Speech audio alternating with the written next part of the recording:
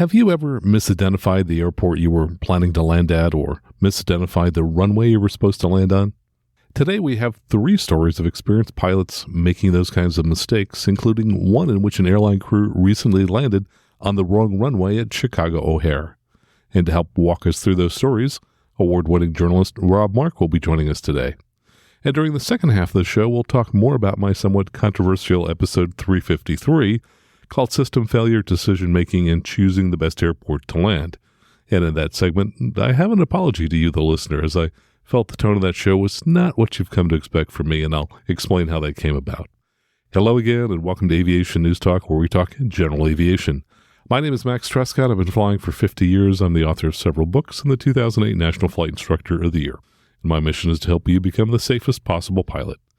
Last week in episode 354, we talked with Eric Peterson about the very first sale of G100UL fuel in the nation.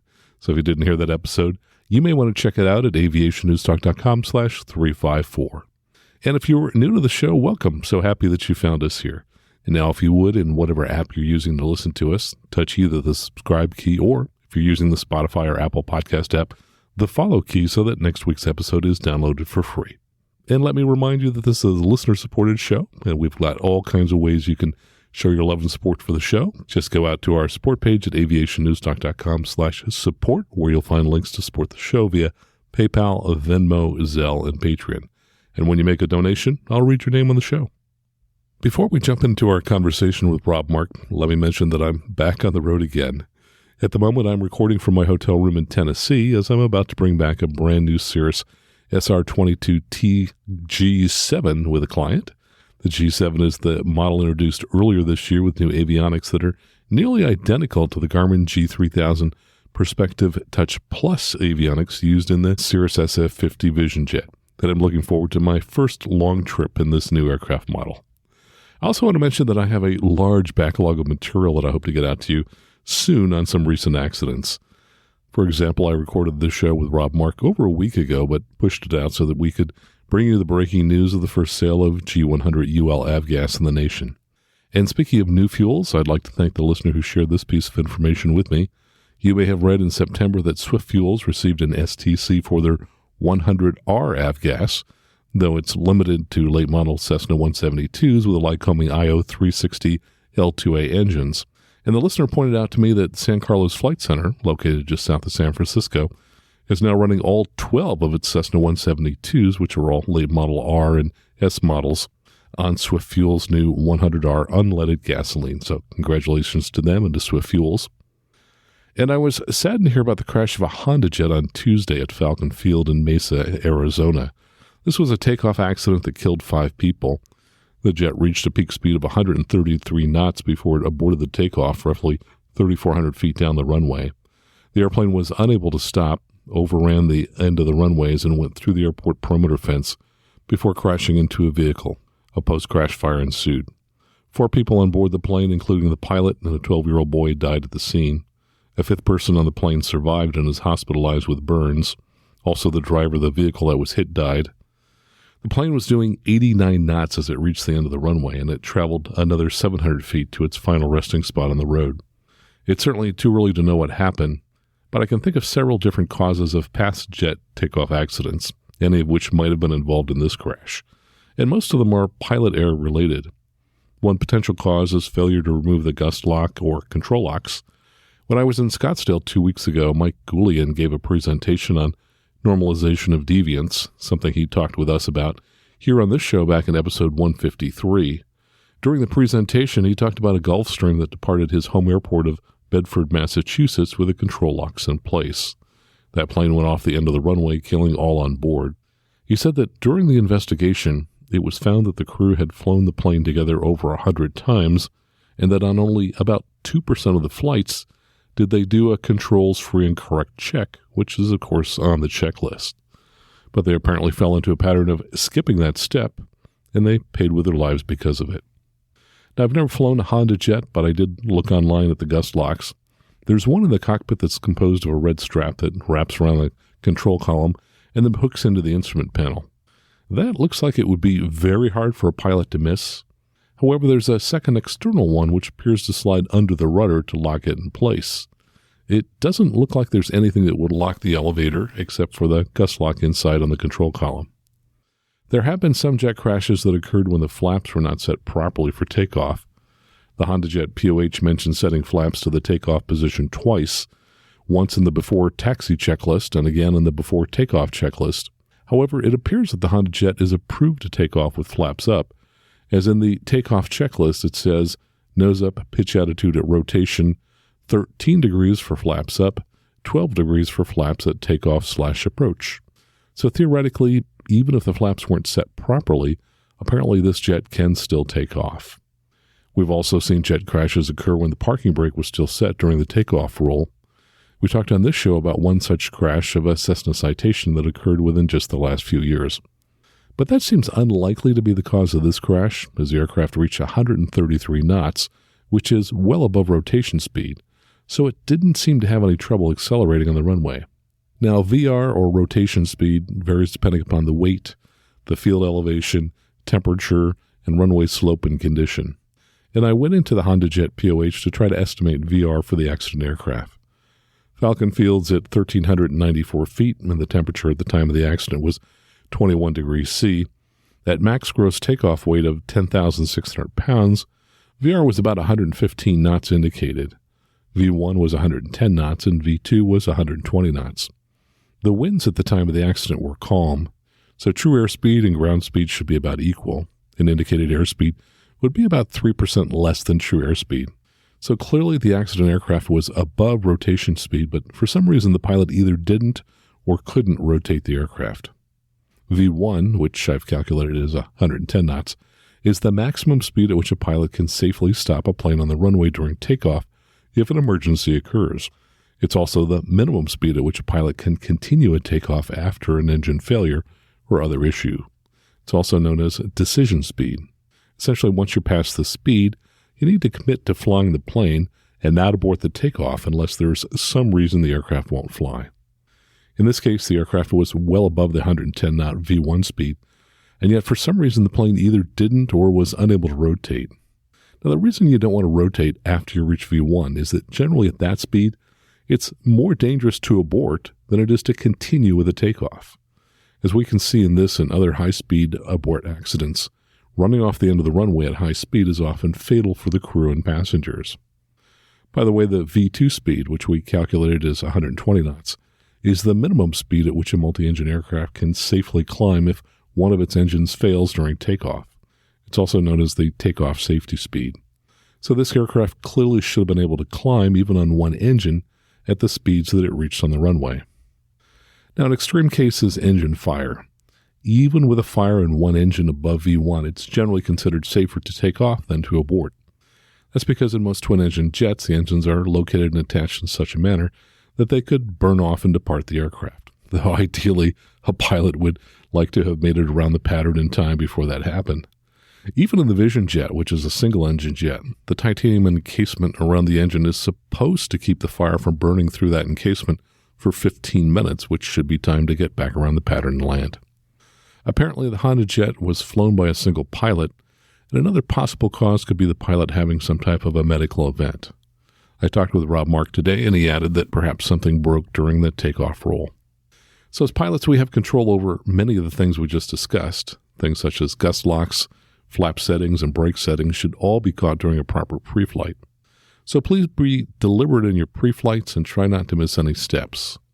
And pilot decision-making, such as committing to taking off when you reach V1, is something that twin-engine pilots should cement in their thinking. A good pre-departure briefing will include everything you'll do as you reach various airspeeds on the runway, including committing to fly once you reach V1. Now let me tell you a little about Rob Mark. He's an award-winning journalist who writes for a number of aviation publications, and he's the author of the Jetwine blog. Now here's our conversation with Rob Mark. Rob, welcome to the show. So great to have you back here. Hey, it's nice to be back, Max. You brought up an interesting issue that happened at Chicago O'Hare. Why don't you go ahead and outline the history of Envoy Flight 3936 and what happened when they landed at O'Hare? This happened in late September, and what really interested me the most was that it's one of those Swiss cheese moments. And for those people that may not remember that, that's where just enough things have to go wrong in order to cause an incident or an accident. And this could have been way worse than it was, and it was really just luck that it didn't turn out badly for anybody. But on September 25th, about 1526 Central Time, Envoy Airlines Flight 3936, an Embraer 170, was cleared for the instrument landing system approach to land on runway 10 center at Chicago O'Hare. Unfortunately, the crew landed on runway 10 left instead. Now, nobody was hurt, which is a good thing. And of course, the NTSB released a preliminary report last week, which I thought was really, really interesting. And if you look at the history of the flight, you'll begin to piece together some of the reasons that this airplane slipped through the holes of the Swiss cheese. The flight crew reported that before departure, based on the current weather at O'Hare, they assumed they were going to be landing after an ILS on runway 27 right, which is landing to the west at O'Hare. Before the airplane began its descent into the terminal area, they obtained an ATIS, which indicated they would now expect runway 9 left, which meant they were landing the other way. Subsequently, ATC changed their arrival to an SB5 arrival, which was programmed into the flight management computer, and the crew briefed it. Based on that brief, they assumed they would most likely be assigned runway 10 right. After checking in with the approach controller, they were assigned runway 10 center. Now, I don't know how many runway changes have gone on in your mind there so far, about 4, I think. Now, the good news is that the weather was good VFR at the time, and it was daylight. After checking in with the approach controller, and again, the crew was assigned runway 10 center, the captain briefed the approach with the first officer, who was the flying pilot, and they planned that. It looked like a visual to runway 10 center, but they couldn't get the ILS to work for that runway. And most professional crews, even on a visual, like to have that ILS tuned in because it's a backup to make sure you're headed to the right runway. Now, of course, they couldn't get it to load, and the captain actually tried to manually make the system accept the frequency. Unfortunately, it didn't work. Now, one thing that's interesting, he never mentioned this to the approach controller, that they couldn't make the ILS come up. Anyway, the captain contacted the tower at O'Hare, stating they were on a visual approach to runway 10 center, and the aircraft was cleared to land on 10 center. However, the aircraft was actually aligned and landed on runway 10 left. Now, if you want to be on top of this, you could go into the system and look at approach plates or the airport diagram for O'Hare, and 10 left and 10 center, I believe they're 1,300 feet apart. So they're pretty close to each other. Be that as it may, it was a really solid VFR day. Now, the NTSB did a review of the ATC communications, and it revealed that after checking in with approach control, Envoy was told to expect 10 center.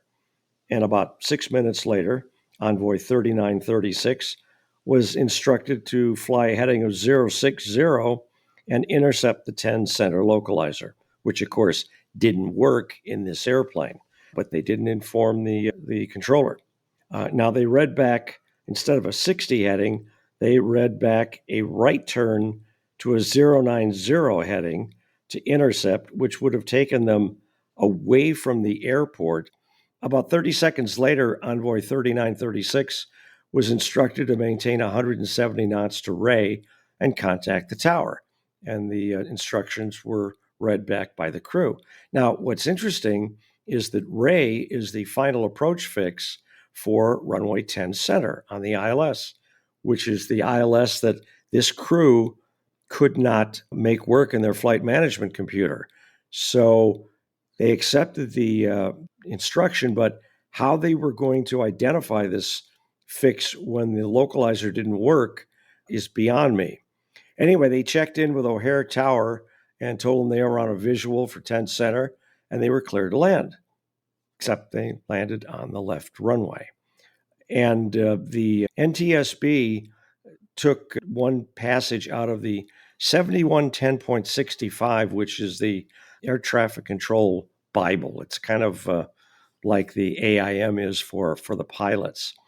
And it revealed that the controller noticed the runway alignment error and coordinated with the 10 left controller, which is a different frequency, and allowed Envoy 3936 to continue and land on the incorrect runway because there were no traffic conflicts. But at no time did the approach controller ever notify Envoy 3936 that they were lined up for the wrong runway, nor did the crew mention to ATC that they could not tune in the localizer. So this is a comedy of errors here. And it just amazed me that this didn't turn out worse than it did, which was just simply landing on the runway, turning off, and taxiing to the gate. Again, part of that was that the weather was good. Part of it was that there was no other traffic lined up for the left runway. But again, why nobody said anything is beyond me. In fact, clarify this for me, Max. Is it a reg or is it in the AIM that it says if you have trouble with a navigation device, you're supposed to speak up to the controller?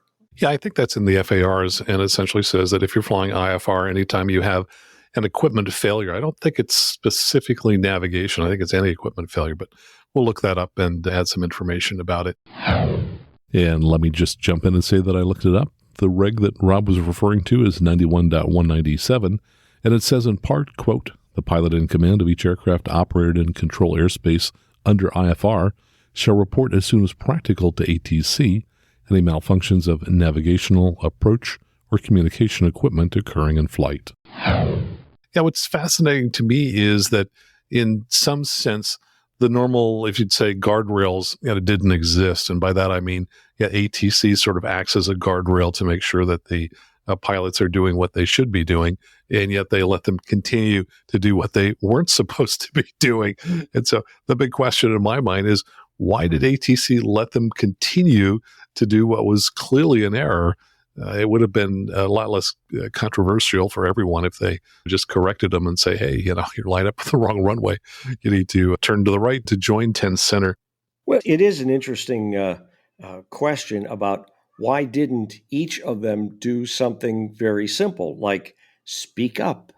The controllers didn't tell the pilots they were lined up for the wrong runway, and the pilots never told the controllers that they could not make the localizer come in on their airplane. And there is a rule in the air traffic handbook that says when you become aware that an aircraft is aligned with the wrong surface, inform the pilot and issue control instructions and or appropriate clearances. And wrong surface landings is a big deal these days with the FAA. So again, what happened here? Nobody knows. Now, I talked to a controller at O'Hare and I asked him about this, and he mentioned that this shouldn't happen anymore. I thought, okay. And it seems like within days of the time of this incident, which was September the 23rd of this year, the FAA installed a software update to the computers at O'Hare Tower and at the approach control that would prevent this, so that if an aircraft were lined up for the wrong runway, the system would beep at them.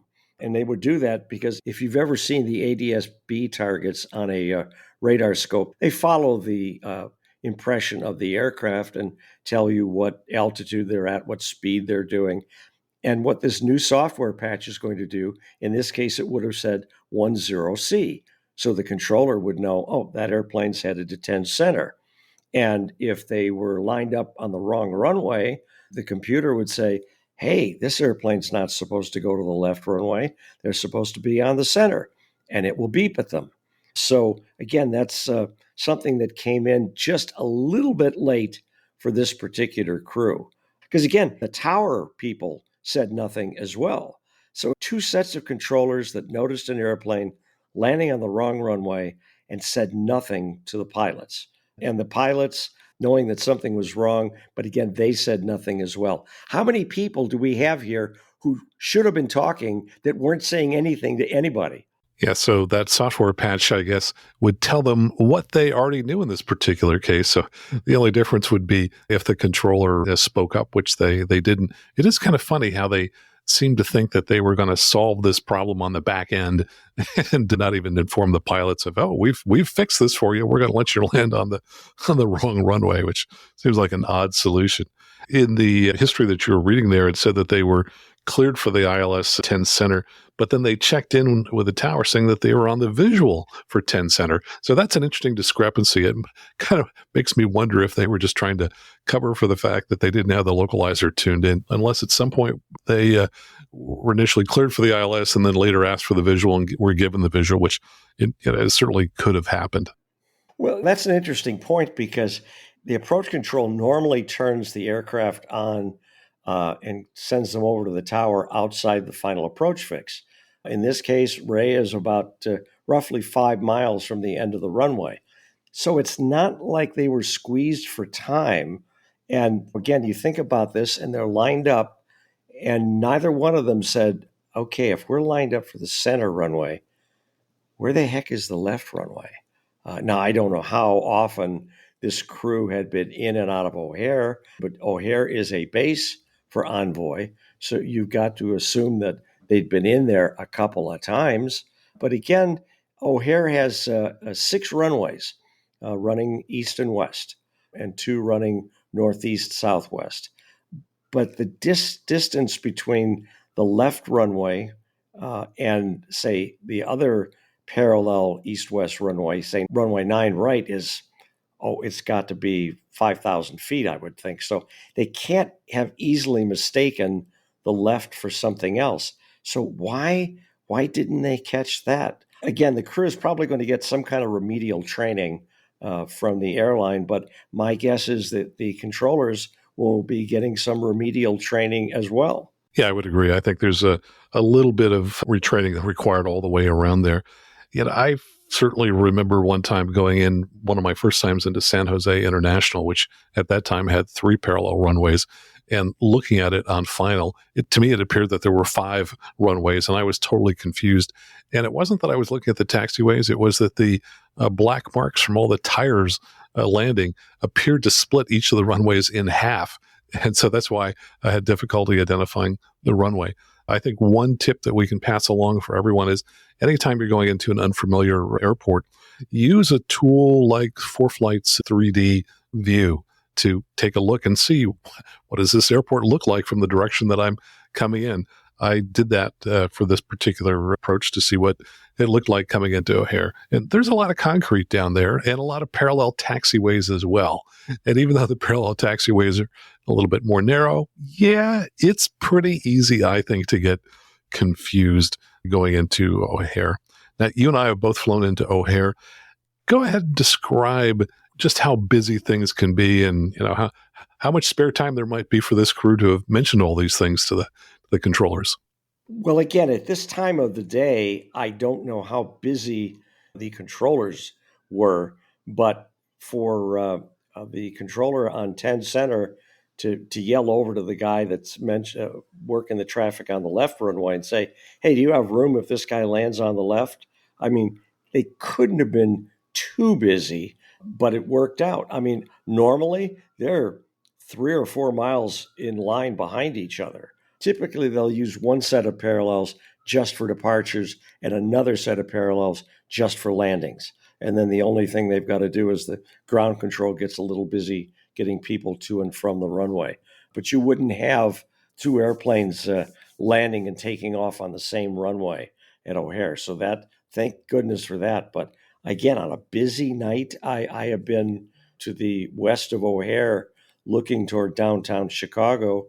And when they're landing to the west, you'll see 2 or 3 or 4 different lines of aircraft landing with their landing lights on 15, 25 miles out, all 3 or 4 miles behind. And it just looks like it's an invasion of aliens because there are so many lights all headed for O'Hare. But I thought the first time when I was flying 135 charter we used to go in there a fair amount to pick up people. And I thought the landing part was pretty easy because, the controllers made it easy. We knew what we were going to do. But taxiing around was unbelievable. They spit that out so quickly that before we'd even land, we'd say, okay, we know we're going to go to the northeast side.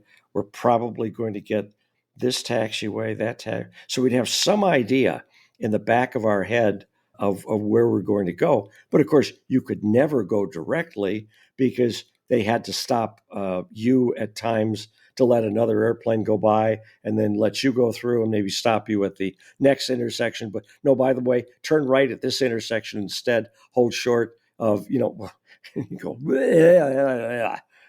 and after a while you got used to it. But boy, I can tell you those first 6-8 times I went into O'Hare at night or when it was raining, I was burned out by the time I got to the FBO.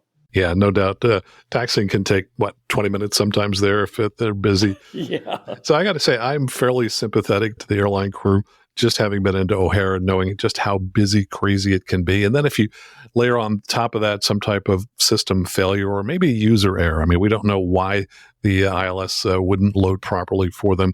But the other thing I think is that when things get really busy, I think we as pilots tend to say less and offer up fewer things that we might offer up when things are not so busy. So, for example, if there's just a lot of traffic on the radio, I think pilots kind of realize, oh, if I now put in some lower level piece of information, such as, well, I can't get the ILS tuned in, they may just figure, it's so busy, I'm not going to mention that. Not to say that that's the right thing. Clearly, they should have done that.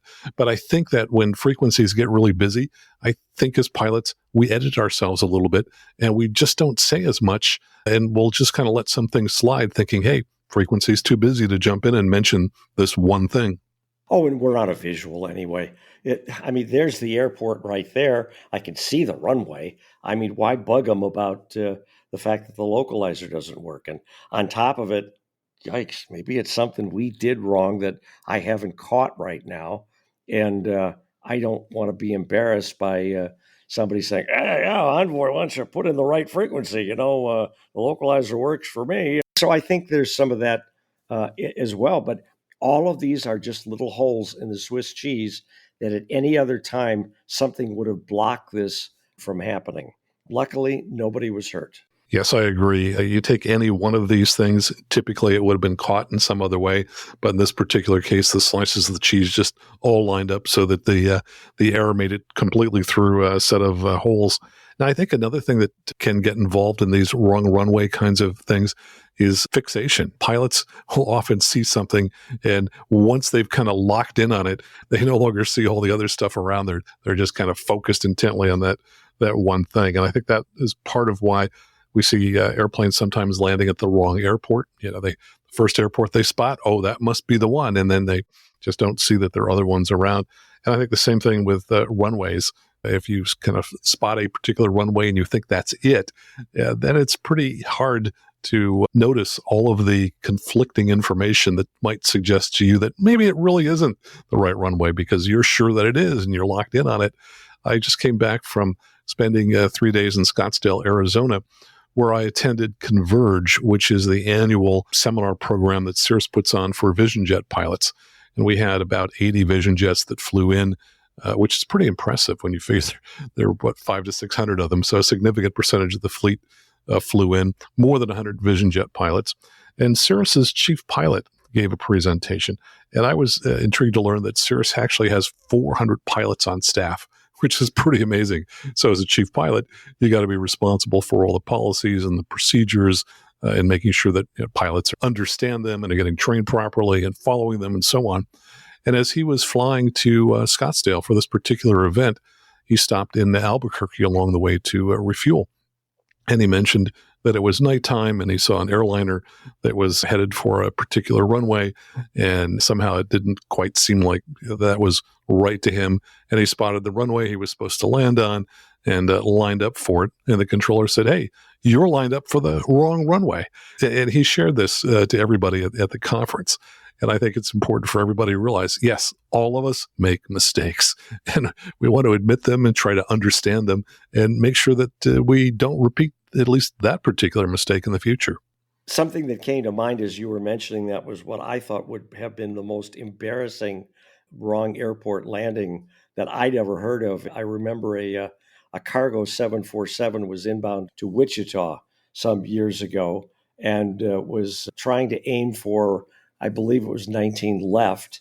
And the pilots saw what there it is. There's the airport. And they just aimed for it. And it was just like you said, they weren't going to let anything else get in the way. They didn't tune in an ILS to back them up.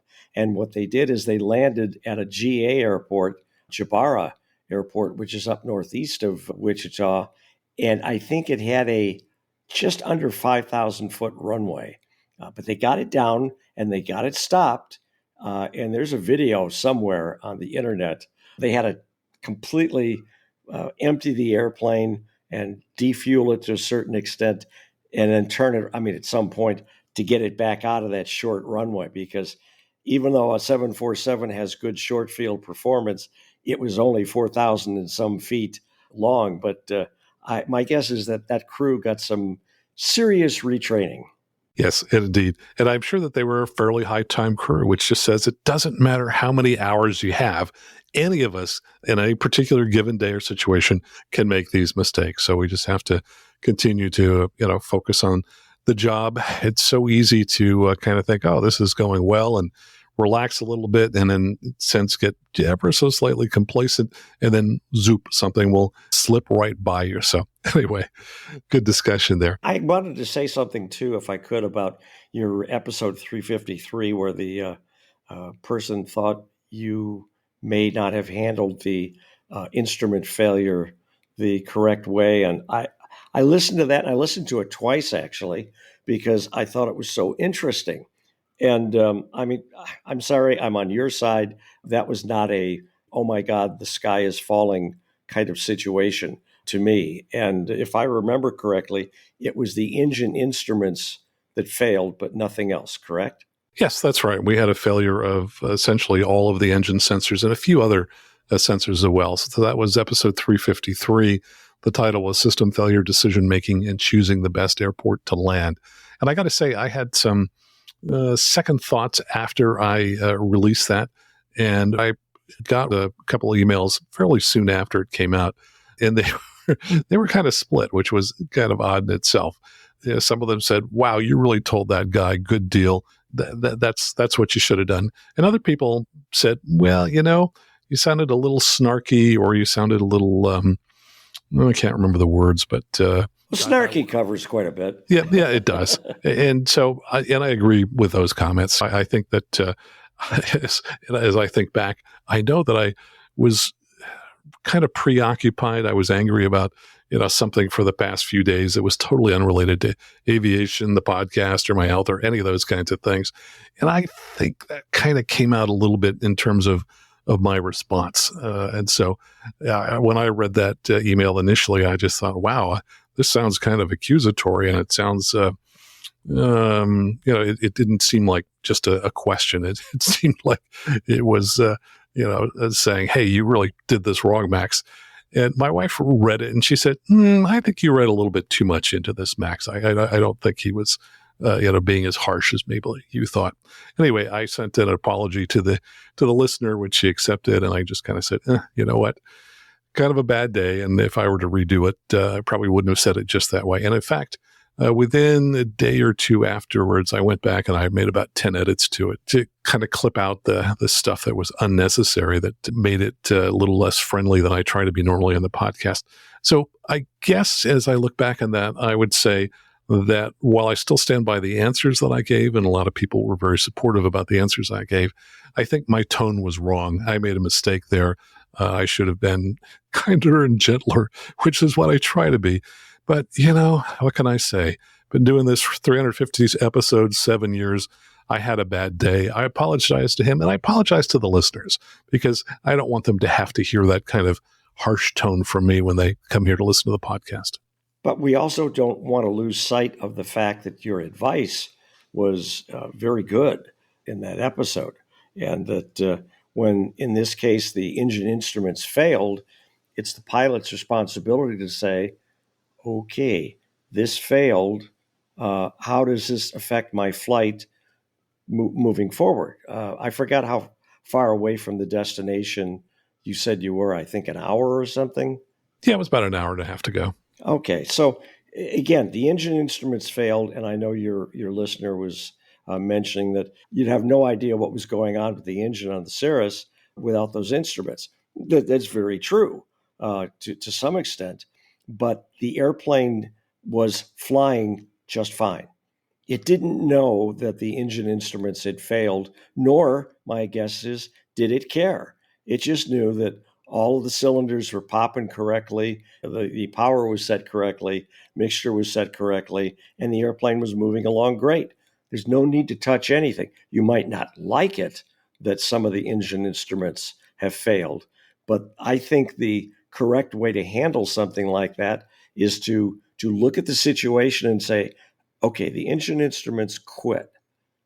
Now, I've got to be on the lookout here. Something is up. I don't quite know what it is yet, but is something else going to fail coming up? Now, if something else had randomly failed that was involved in the avionics, I just said, I don't like where this is going.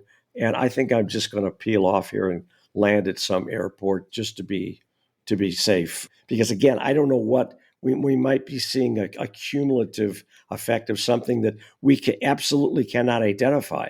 That later on, somebody might say, well, you saw this happen, you saw that happen. Why didn't you take some action? But again, at the first sign of instrument failure, that's not a big deal. But again, you only learn that with experience. But also, this person, if I remember correctly, was flying a DA-40NG.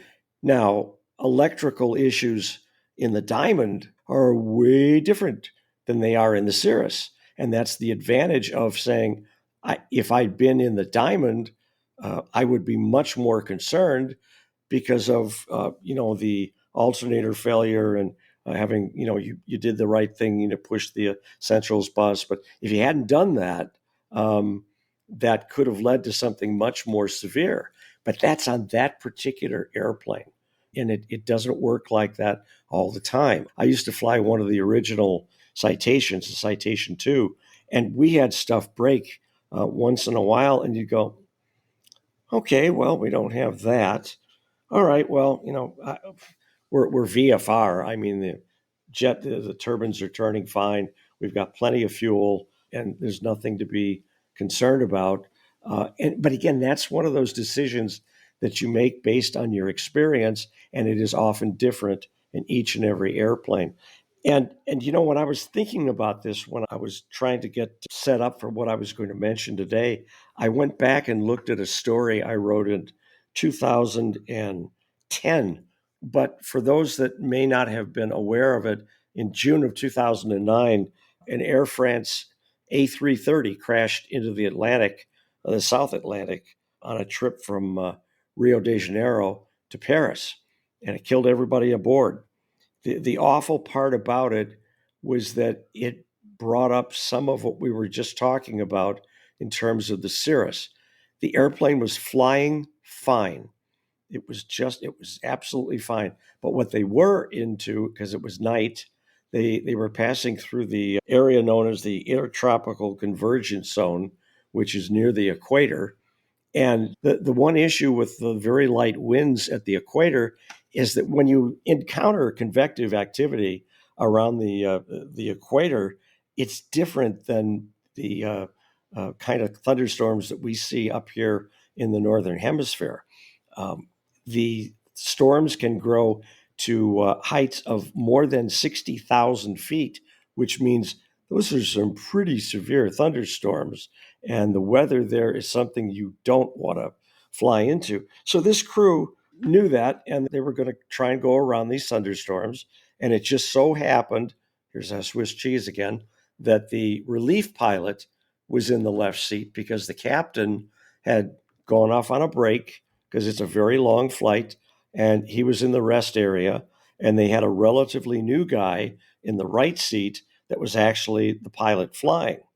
And as they approached this area of thunderstorms, of course, they didn't fly through it, but they got close enough that they ran into some severe icing issues, and the pitot tubes froze up.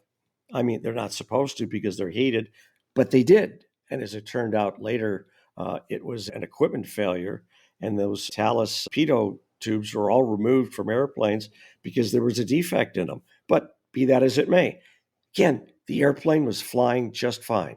Flight level 350, straight and level, and then bading, with no pitot, the autopilot and the auto thrust system disconnected.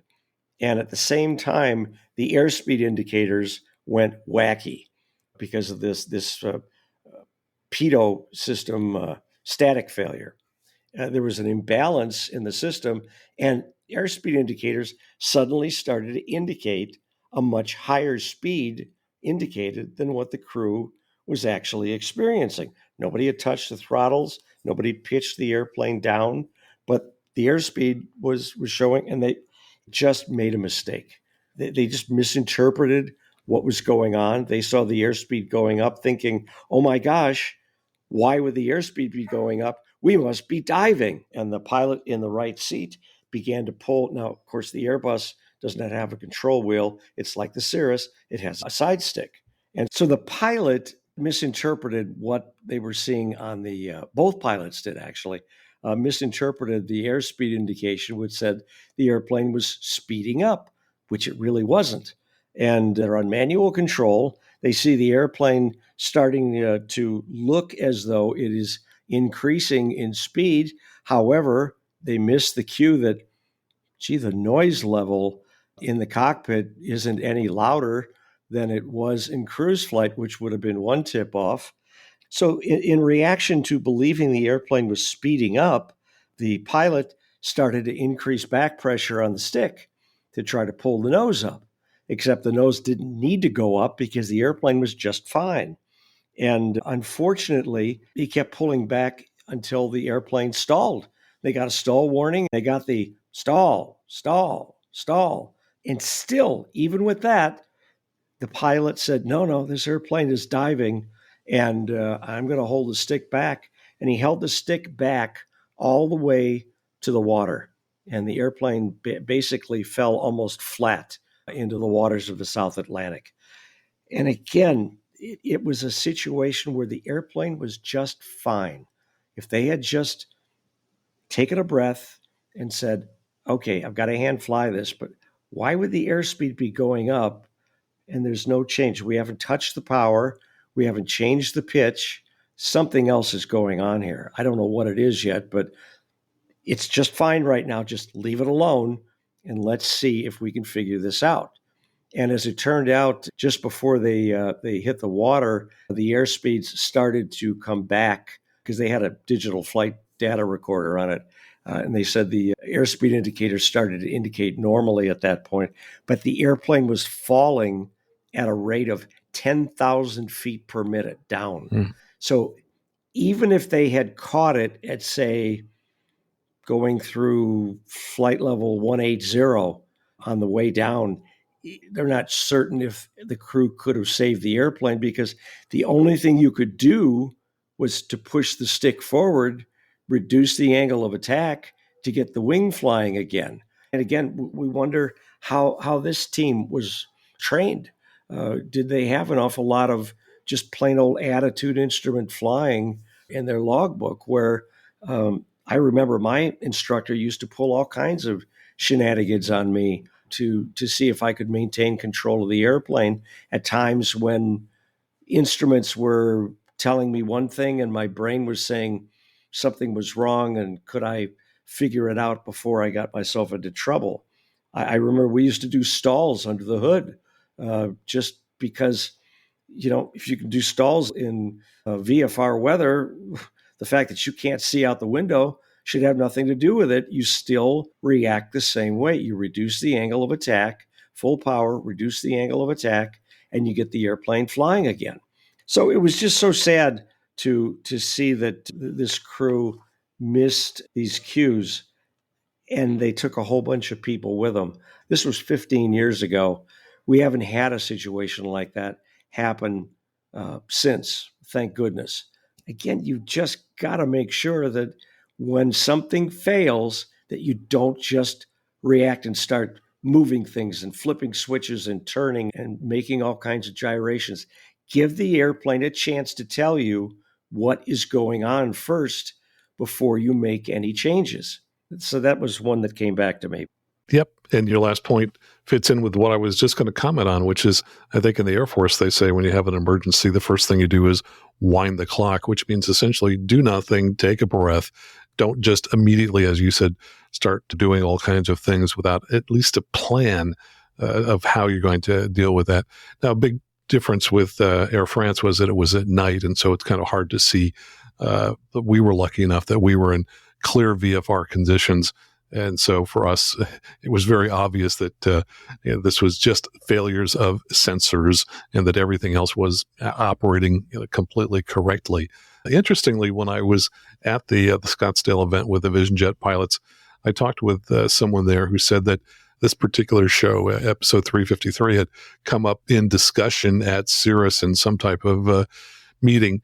And the key thing that I think came out of their conversation was, yeah, now if you've got something like a fuel injector that's giving you a problem, hey, that's a heck of a lot more serious.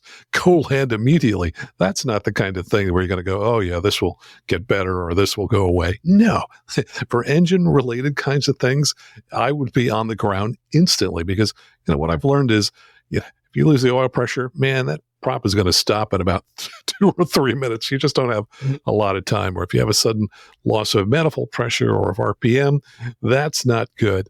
This was clearly not the case. This was just sensors.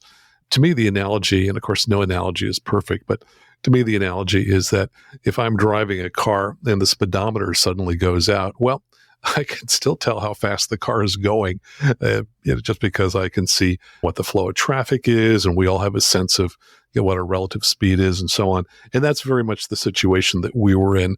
It wasn't the airspeed indicator we lost, but it was kind of the equivalent of something that told us about the performance of our engine. That was gone, but nothing else changed. Now, the one thing that I don't think I emphasized enough in episode 353, I know I mentioned it a little bit, but that is, there is nothing wrong with being more conservative than we were in the decision-making that we made on this particular trip. Now, I would say that we're in the lucky position that I have a lot of system knowledge about the Garmin G1000 and the perspective. And so for me, it's pretty easy to identify, oh, okay, this is a failure of a particular unit. Not everybody is going to be in that position. And so system knowledge is king. You really want to try and master your airplane and learn as much about it as you can. None of us is going to know everything about all of the systems in our airplane. And if you have any doubt, well, yeah, for sure, get it on the ground. On the other hand, if it's crystal clear that this is an isolated failure, not one that's going to cascade into other failures, and that it's not something that affects the outcome of the flight, well, then no need to panic. As you mentioned, the Air France people did. They kind of panicked and rushed to a solution which was not needed. Yeah, and that's true. And I've only had one engine failure in my entire career. And it was just luck that we got the airplane down in one piece. I was in the right seat of a P-210, with a pressurized 210, flying down to southern Georgia with a pilot friend who was really, he was checked out in the airplane, but he wanted another pilot with, just because he didn't have that much experience in the airplane. And so if people haven't seen single engine Cessnas, all the engine instruments are kind of lined up on the right side of the panel where almost nobody sees what's going on. And I always thought that was kind of weird, but I just happened to be sitting in the right seat, and I noticed the oil pressure just take a little doop, and it dropped down and then went right back up. And I went, whoa. Well, did I mistake that? Maybe that's not really what I saw. And then I saw it do it again. I said, Jerry, turn this airplane around. He said, well, why? I said, just turn it around. And we cranked it back. And then as we were heading back, I think we were down in the Paducah, Kentucky area when this happened. And we were, I don't know, we were VFR, but I think maybe we were at, like 11.5 or something like that. So we were high up. But as we started to turn it around, the airplane just kind of slowed down. And I went, oh my God, the whole thing is shutting down. And luckily we had passed an airport about maybe 6 or 7 miles uh, earlier. And I said, we know that. I don't remember what the name of the airport was then, but we headed for that. And once we had the airport made, we dropped. Of course, the power at this point is back at idle because we realized the engine wasn't running anymore. There was no point in trying to push it. But as we got close, I said, okay, we've got the landing. We'll make it. I said, let's put the gear down. And because at that point, even though I was riding along as just kind of a comfort person, the instructor part takes over. And I said, look, I've got more time in this airplane than he does, and I'm not going to wait to see if he makes a mistake because there's no chance to clean it up. But he put the gear down, and of course the gear on the P210 is like Cessna's Cardinal. It would fold back into the back of the fuselage and then swing forward as the wheels come down. And as we put the wheels down, I looked out to the right, and the gear, they were dripping with oil. I mean, they were just covered in oil.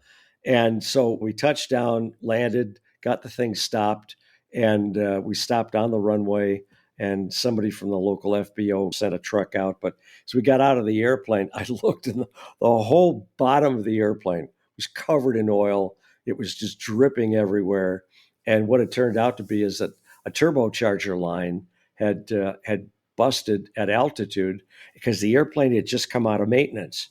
And, it was a shop that we knew well. It had been worked on forever. Did the guy not tighten the nuts properly? Was it the hose itself? We don't know. All we knew is that, man, we got the airplane down in one piece, and that was just fine with me. But boy, was there a lot of oil on the runway and the bottom of the airplane. Yeah, and I remember when glass cockpit aircraft first started coming out in general aviation, which I would trace back to 2003 for the Cirrus and 2004 for the G1000 and Cessnas and Diamonds and things like that. I heard so many comments from people that said, oh, this all-electric airplane, man, I would never want to be flying that because if I had a failure, man, it's going to be much worse in that airplane.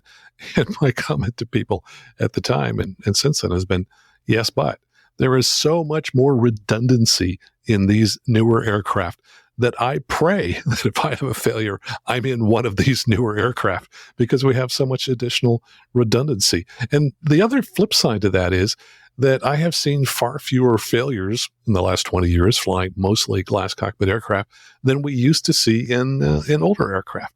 So I think it's a better world that we're moving toward with more capabilities in the aircraft, a lot more redundancy, both in the electrical systems as well as with other equipment. But still, the bottom line is system knowledge is king. You got to learn as much as you can about your systems. And then when something fails, make what you think is the best decision. There's not going to be one right decision for all pilots and all airplanes, even in the same situation. So if in doubt, be conservative, get it on the ground as quickly as possible. That's right. And the airplane doesn't know that some of these electronic toys have failed. I mean, as we used to call them when glass cockpits first came to be, because I was one of those guys that said, oh my God, this is so complicated. I heard stories of guys at the airlines that could not transition from the round gauges to glass cockpits, and they retired early. But again, there's so much more information that they give you that often gives you a chance to say, okay, what is really going on here? Do we have an emergency, or do we have a system failure that is annoying but not critical? And that's what we get paid for. Even pilots that have their own airplanes that don't get paid, that's what we get paid for, is to make those kinds of decisions. And a lot of it comes with experience. You have so much experience in the Cirrus that I would never question anything that you told me about how you dealt with something. Now, put me in that Diamond Star that the other person was flying. I don't know. Hopefully when they checked me out, they just said, if you have an alternator failure, you got to make sure you hit this essential bus. Because if I didn't know, I would have probably put the airplane on the ground too. But I'd have to later be saying, I don't think I had a really thorough checkout in this airplane, or I really should have studied the systems in this aircraft in much more detail than I did. Because if I had, I would have known that this indicates that, and that this was not something to panic over, but something to, and I shouldn't say panic. We never panic in an airplane. As you said earlier, you mentioned wind the clock. Another instructor, when I was getting checked out in a Baron, said, take a breath, count to 5. 1, 2, and I go, well, yeah, but we got it. No, count to 5. And but it works because you need to get past that initial rush of adrenaline that says, oh my God, something's happening and I'm really afraid. And it's not all like that, because if you treat it that way all the time, when there really is a problem, you're going to be so overwhelmed, you won't know what to do. So count to 5. Well, see, people can't even wind a clock anymore, can they? Because it's all electronic. Yeah, it's true. We're winding the metaphorical clock. So I think today what this has really shown is we operate in an incredibly dynamic environment. That's right. And we talked about the pilots at O'Hare, certainly a dynamic environment there. We've talked about system failures, and that's also very dynamic. The key thing is for us as pilots just to keep our head in the game and to continue to make the best possible decisions we can when all these things come up. Rob, thanks so much for joining us here today. Hey, listen, thank you so much for having me, Max. I hope people will stop by at jetwine.com and see some of the stories that I'm writing about. And then when they're done, they can sneak back over here to Aviation News Talk and listen to your podcast, and they'll spend an afternoon and they'll be really, really much smarter than they probably were before they checked in with us. Okay. Thanks so much, Rob. Take care. And my thanks to Rob Mark for joining us here today. You can find more of his work at jetwine.com. And just a reminder that I love hearing from you, and I read many of your emails on the show. If you'd like to send me a message, just go out to aviationnewstalk.com, click on Contact at the top of the page. That's absolutely the best way to send me a message. And of course, I also want to thank everyone who supports the show in one of the following ways.